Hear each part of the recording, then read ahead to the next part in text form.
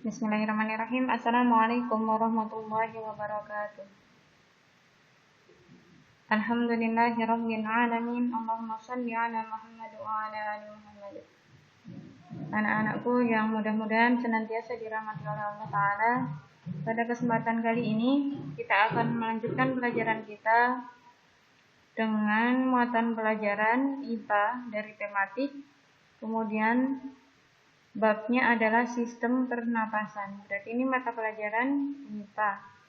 Muatan pelajaran IPA. Kita mulai, guys. Kita sebagai makhluk hidup itu memiliki salah satu ciri, yakni bernafas. Kalau misalnya makhluk itu adalah makhluk hidup, pasti dia bernafas. Entah itu manusia, entah itu hewan, entah itu tumbuhan. Karena ketiganya merupakan makhluk hidup, berarti mereka pasti bernafas. Kalau sudah tidak bernafas, berarti tidak termasuk makhluk hidup lagi. Nah, kemudian pertanyaannya, apakah yang dimaksud dengan pernapasan itu? Ini anak-anak ya.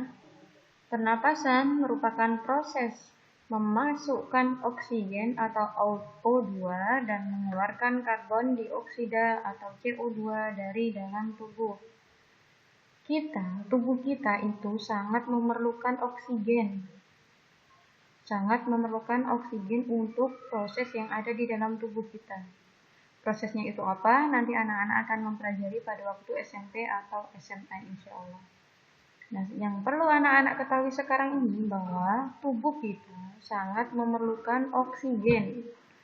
Tubuh kita tidak bisa memproduksi atau menghasilkan oksigen sendiri. Yang menghasilkan oksigen adalah tumbuhan. Jadi kita memerlukan oksigen tetapi tidak bisa memproduksi sendiri. Berarti kita mengambil oksigen dari luar tubuh dan memasukkannya ke dalam tubuh. Nah, kemudian dari proses yang ada di dalam tubuh kita itu, tubuh kita menghasilkan karbon dioksida atau CO2. Karbon dioksida atau CO2. Nah, karbon dioksida ini merupakan racun. Tidak baik untuk tubuh kita sehingga harus dikeluarkan. Nah, memasukkan oksigen dan mengeluarkan karbon dioksida itulah yang kita sebut sebagai proses pernapasan. Kemudian lanjut, ternyata anak-anak, hewan-hewan itu memiliki alat pernapasan yang berbeda-beda. Contohnya cacing. Kalian pernah nggak bertanya, cacing yang ada di dalam tanah itu gimana ya bernapasnya? Apa nggak ketutupan sama tanah? Kok masih tetap hidup? Nah, ini ternyata kebesaran Allah Ta'ala bisa kita saksikan di makhluk-makhluk seperti itu. Yang pertama adalah cacing. Cacing bernafas menggunakan kulit. Kemudian nyamuk. Kemudian lalat. Lebah. Kemudian apa lagi? Belalang. Semua masuk serangga-serangga ini bernafas menggunakan trakea. Kemudian ikan bernafas menggunakan insang. Kata, ketika masih berudu atau kecebong seperti ikan, dia bernafas menggunakan insang. Kok bisa ya ada hewan yang bisa bernafas di dalam air? Kalau kita coba di dalam air bernafas bisa nggak? Yang ada malah nanti paru-paru kita kemasukan air. Malah bisa meninggal. Nah, apa sih keistimewaan yang Allah berikan kepada katak dan ikan sehingga mereka itu bisa bernafas di dalam air? Kita pelajari di sini insyaallah. Nah, kemudian ketika dewasa, katak itu berganti. Bernafasnya menggunakan kulit dan paru-paru. Kemudian ular itu bernafas menggunakan paru-paru. Burung itu bernafas menggunakan paru-paru. Anak-anak, burung adalah hewan yang bisa terbang. Dan kalau misalnya di atas, di udara, itu ternyata tekanan udaranya tinggi. Kemudian susah untuk mengambil oksigen. Makanya Allah memberikan keistimewaan bagi burung, dia memiliki pundi-pundi udara. Pundi-pundi udara ini seperti paru-paru, fungsinya adalah untuk menyimpan cadangan udara. Jadi ketika burung itu terbang, nanti mengambil udaranya dari pundi-pundi udara ini. Kemudian sapi, kerbau, kambing, kelinci, semua yang melahirkan, hewan-hewan yang melahirkan itu bernafas menggunakan paru-paru, termasuk juga manusia. Kemudian kita pelajari satu-satu. Yang pertama, alat pernafasan pada cacing. Anak-anak lihat, ini adalah cacing yang ada di dalam tanah. Allah memberikan kelebihan kepada cacing, dia bernafas menggunakan kulit. Jadi kulitnya ini bisa menyerap oksigen yang ada di dalam tanah. Jadi tanah itu juga mengandung oksigen. Nah ini ya, coba anak-anak perhatikan. Ini adalah kulitnya cacing, kemudian ini adalah pembuluh darahnya cacing yang ada di dalam tubuhnya cacing seperti itu. Jadi oksigen itu diserap ke dalam tubuhnya cacing melalui kulit, kemudian dikeluarkan karbon dioksida dari dalam tubuhnya cacing. Jadi sekali lagi, ini sekarang anak-anak perhatikan gambar dari tubuhnya cacing. Yang kulitnya menempel di tanah, kemudian kulitnya itu menyerap oksigen dari dalam tanah dan mengeluarkan karbon dioksida ke tanah. Selanjutnya, pernapasan pada ikan. Kenapa kok ikan bisa bernapas di dalam air? Ternyata karena Allah memberikan alat pernapasan pada ikan berupa insan. Jadi prosesnya pertamanya air. Air masuk ke dalam melalui mulutnya ikan. Jadi kalau kalian melihat ikan itu selalu membuka, menutup mulutnya, itu bukan berarti makan, tapi dia memasukkan air ke dalam tubuhnya. Loh Ustazah, katanya pernapasan memasukkan oksigen. Nah kok ikan memasukkan air malahan? Nah, disinilah kita lihat lagi kebesaran Allah Ta'ala. Ternyata oksigen tidak hanya terdapat di udara, tidak hanya terdapat di dalam tanah, air pun juga mengandung oksigen. Jadi ikan ini mengambil oksigen dari dalam air. Airnya dimasukkan, kemudian airnya itu disaring, oksigennya diserap melalui ini ya, insang ini, diserap insang kemudian diedarkan ke seluruh tubuhnya. Jadi semua tubuhnya ikan itu butuh oksigen. Nah, kalau oksigennya sudah diambil, airnya dikeluarkan. Airnya dikeluarkan melalui insang ini. Yang bagian sampingnya ikan itu loh Mbak. Yang bagian sampingnya ikan yang menutup muka itu juga berfungsi untuk mengeluarkan air beserta karbon dioksida dari dalam tubuhnya ikan. Selanjutnya kita belajar alat pernafasan pada belalang. Belalang bernafas menggunakan trakea. Belalang, nyamuk, kemudian lebah dan sebagainya yang termasuk serangga-seranggaan. Bentuknya seperti ini trakea itu. Fungsinya hampir mirip seperti paru-paru karena ini merupakan alat pernapasan. Seperti ini. Kemudian di bawahnya, di bagian bawah perutnya, belalang itu ada lubang-lubang yang namanya stigma.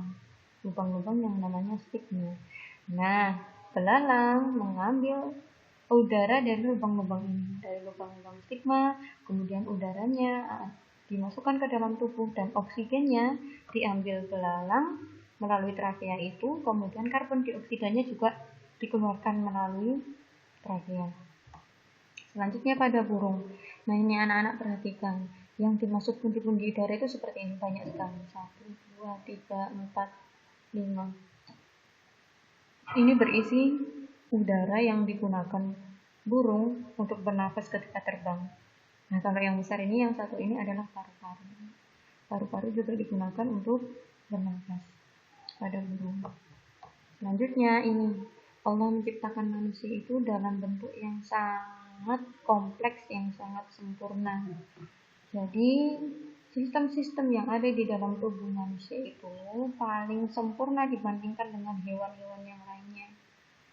Kita lihat, pelajari pertama-tama dari awal udara masuk. Awal udara masuk itu udara masuk melalui hidung. Coba kalian hirup udaranya melalui hidung semuanya. Hirup. Nah, itu udara masuk melalui hidung. Udara dari hidung kemudian dimasukkan ke dalam tenggorokan. Bukan kerongkongan ya. Kalau kerongkongan nanti di sistem pencernaan. Tenggorokan. Atau nama lain dari tenggorokan adalah trakea. Udara masuk dari hidung, kemudian masuk ke tenggorokan atau trakea. Nah, kalau trakea itu sudah bercabang, ini kan trakea bercabang, cabangnya ini namanya adalah bronkus. Cabang 2 ini namanya bronkus. Nah, kemudian bronkus itu akan bercabang lagi. Bronkus akan bercabang lagi. Percabangan bronkus ini namanya adalah bronkiolus. Nah, kemudian di ujung-ujung bronkiolus itu ada bulatan-bulatan kecil seperti buah anggur. Bulatan-bulatan kecil seperti buah anggur. Namanya adalah alveolus. Alveolus. Nah, kalau di dalam tubuh manusia, pertukaran oksigen dan karbon dioksida itu utamanya terjadi di alveolus ini. Sekali lagi, pertukaran oksigen dan karbon dioksida di dalam tubuh manusia itu terjadi di alveolus. Alveolus. Jadi hidung itu hanya untuk memasukkan udara. Kemudian di sini nanti oksigennya akan diserap oleh tubuh. Oksigennya diserap oleh tubuh, kemudian karbon dioksidanya juga diserap, kemudian dikeluarkan melalui hidung lagi. Nah, ini keterangan-keterangannya. Yang pertama di rongga hidung, kalau kalian perhatikan melalui kaca misalnya, di dalam hidung kalian itu terdapat rambut hidung atau bulu-bulu hidung, kemudian juga ada lendirnya. Ternyata itu sangat bermanfaat sekali bagi tubuh kita. Udara yang kita hirup itu tidak semuanya berupa oksigen. Udara yang kita hirup itu ada debunya, ada kotorannya, atau kalian ada pas mungkin berjalan melalui selokan itu bau-baunya juga nggak enak, kemudian ada zat-zat yang tidak bermanfaat bagi tubuh. Nah, jadi fungsinya rambut hidung atau bulu hidung adalah untuk menyaring kotoran. Jadi kalau misalnya ada, mohon maaf, upil, nah itu adalah kerjasama dari bulu hidung dan lendir-lendir yang ada di dalam tubuh kalian itu, yang ada di dalam hidung. Fungsinya adalah untuk menyaring agar kotoran itu tidak masuk ke dalam tubuh kalian melalui sistem pernafasan itu. Nah, kemudian kalau tenggorokan atau trakea itu berarti menghubungkan hidung atau mulut, kemudian menuju ke bronkus. Bronkus itu berarti lanjutan dari trakea. Kemudian bronkus bercabang lagi menjadi bronkiolus, kemudian di ujung bronkiolus terdapat gelembung-gelembung kantong-kantong kecil, tempat pertukaran oksigen dan karbon dioksida yang kita sebut sebagai alveolus. Berarti bagian-bagian yang ada di dalam paru-paru ini adalah alveolus dan bronkiolus. Kalau bronkus masih di luar, trakea di luar, apalagi rongga hidung itu terletak di luar. Sekian dari Ustazah, mudah-mudahan bermanfaat dan anak-anak paham apa yang diterangkan oleh Ustazah. Jika belum paham silakan bertanya. Ustazah minta maaf jika ada kesalahan. Sekian dari Ustazah. Subhanakallahumma wa bihamdika asyhadu an la ilaha illa anta astaghfiruka wa atubu ilaik. Wassalamualaikum warahmatullahi wabarakatuh.